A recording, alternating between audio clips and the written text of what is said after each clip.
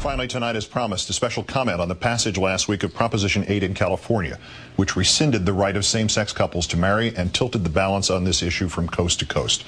Some parameters as preface.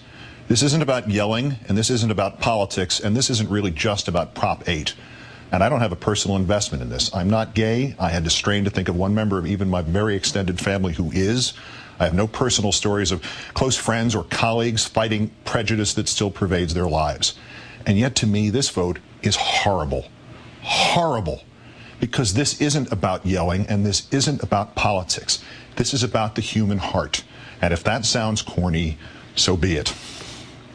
If you voted for this proposition, or you support those who did, or the sentiment they expressed, I have some questions, because truly, I do not understand. Why does this matter to you? What is it to you?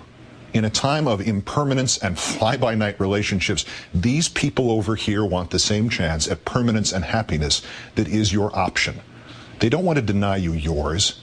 They don't want to take anything away from you. They want what you want, a chance to be a little less alone in the world. Only now you are saying to them, no, you can't have it on these terms. Maybe something similar if they behave, if they don't cause too much trouble. You'll even give them all the same legal rights, even as you are taking away the legal right which they already had. A world around them still anchored in love and marriage, and you're saying, no, you can't marry. What if somebody passed a law that said you couldn't marry? I keep hearing this term, redefining marriage. If this country hadn't redefined marriage, black people still couldn't marry white people. 16 states had laws on the books which made that illegal in 1967. 1967. The parents of the president-elect of the United States could not have married in nearly 1/3 of the states of the country their son grew up to lead. But it's worse than that. If this country had not redefined marriage, some black people still couldn't marry other black people.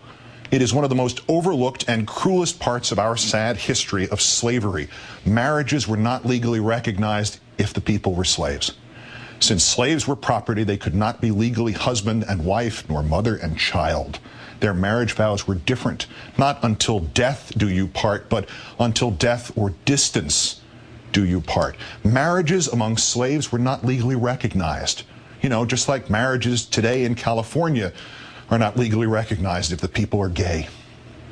And uncountable in our history are the number of men and women forced by society into marrying the opposite sex in sham marriages, or marriages of convenience, or just marriages of not knowing.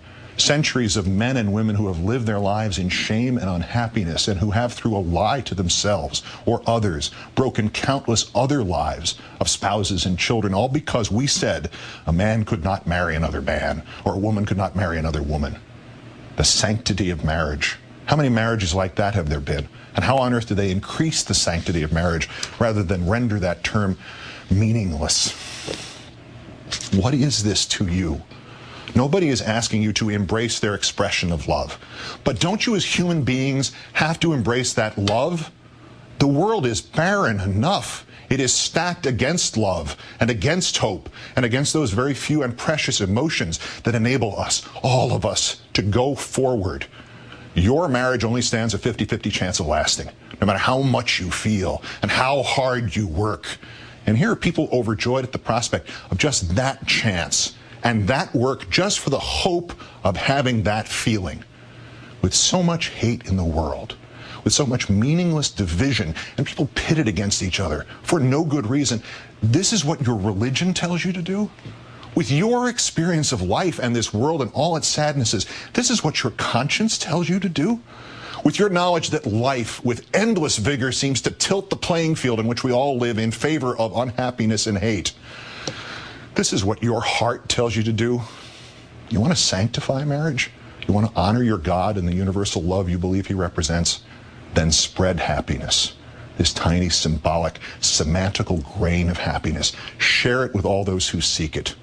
Quote me anything from your religious leader or book of choice telling you to stand against this, and then tell me how you can believe both that statement and another statement, and another one which reads only, do unto others as you would have them do unto you.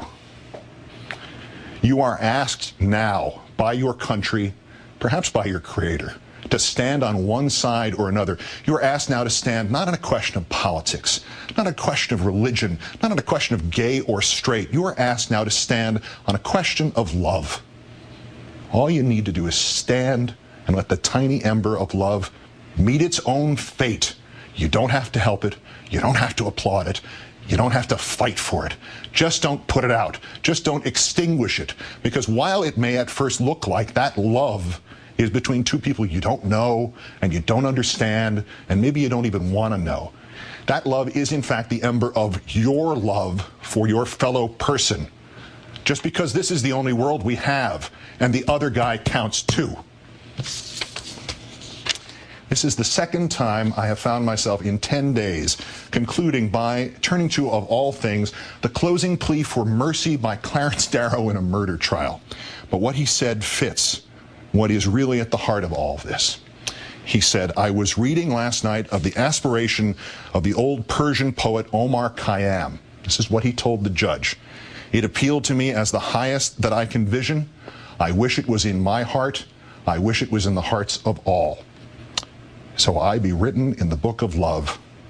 I do not care about that book above. Erase my name or write it as you will. So I be written in the book of love." Good night and good luck.